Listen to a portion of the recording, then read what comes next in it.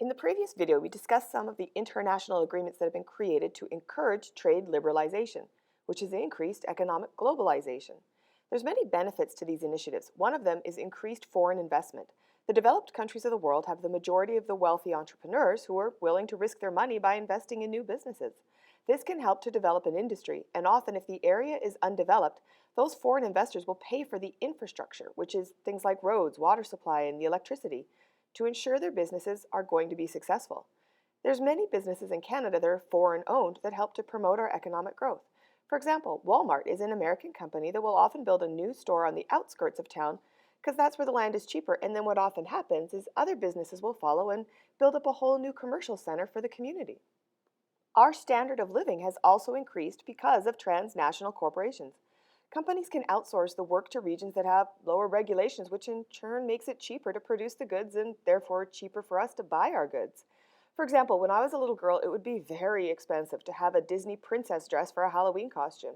Today, I can buy a princess dress for 20 bucks because it's so much cheaper to make and ship that dress than it was a generation ago. Outsourcing allows us to take advantage of the knowledge economy, which relates to technology. Knowledge is a commodity, something we can use to make money.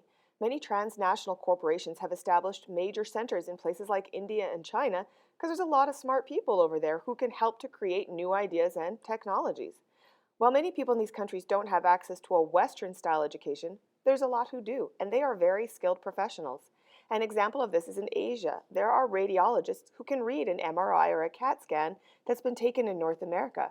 This works really well when the scans need to be done in the middle of the night, and it's very expensive to pay a radiologist to come in to our hospital.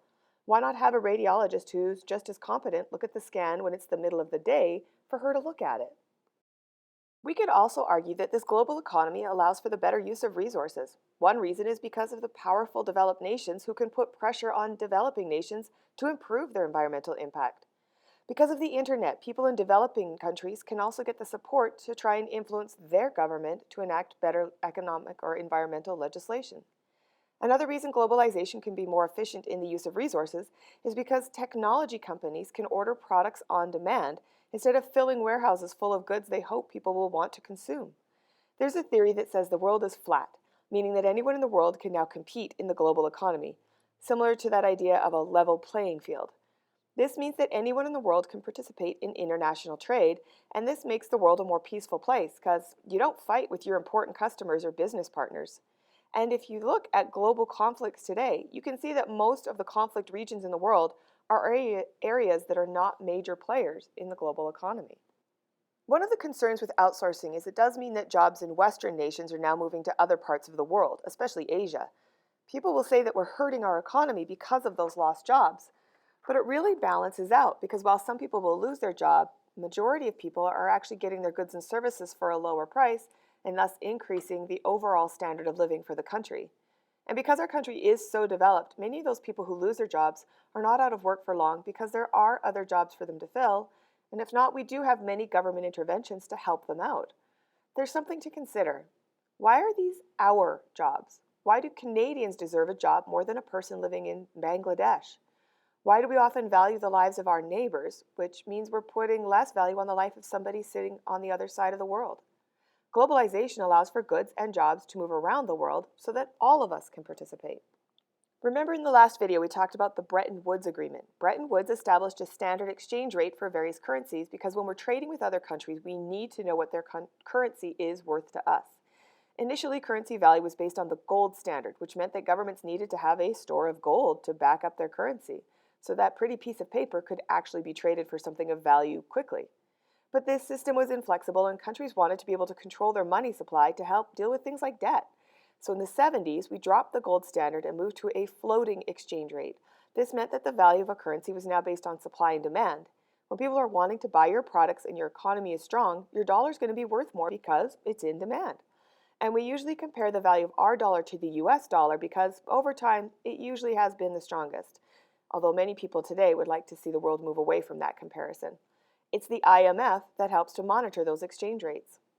The European Union made it even easier to trade with member countries by creating a universal currency, the euro. While there's some concerns with the fact that countries lose some of their sovereignty or control over their economy, because the European Union makes demands on any country using the euro.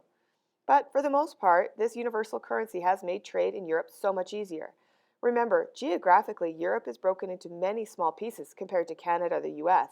So if you wanted to sell your goods within a 1,000-kilometer radius here in Alberta, that could mean international trade with one other country. But in Europe, that could include half a dozen countries. By having a common currency, common packaging laws, and other regulations, businesses can more easily sell to more markets. Globalization also means that powerful companies in developed countries can invest in programs in less developed countries. Of course, the main goal of these investments is to make money, but the people in the developing country will benefit as well. An example is the distribution of clean water. In South America, there was a developing nation that was struggling to provide clean water for their citizens, so they allowed an American company to come in and sell clean water to the people. This is known as privatization. A few documentaries were made about how horrible it was to allow access to clean water to be controlled by a multinational corporation, because that meant that the really poor couldn't afford to pay for that clean water, which is a necessity.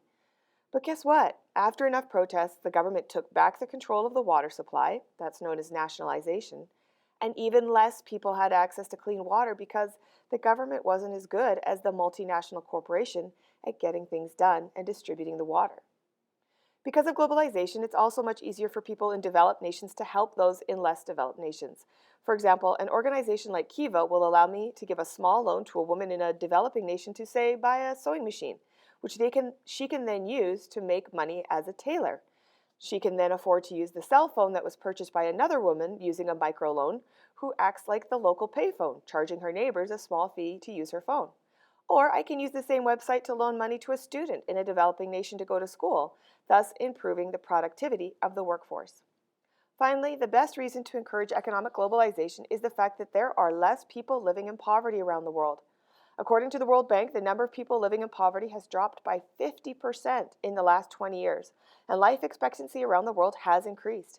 International trade means that goods, ideas, and technologies are shared around the world. Transnational corporations provide jobs in areas that are impoverished, and as we have stated before, they bring in the roads, the electrical grids, and improve sanitation. Countries like China are becoming the largest consumers of goods from Western countries because of the jobs that were created in their country from transnational. So, in other words, by purchasing products made in foreign factories, we've created customers who want to purchase our goods.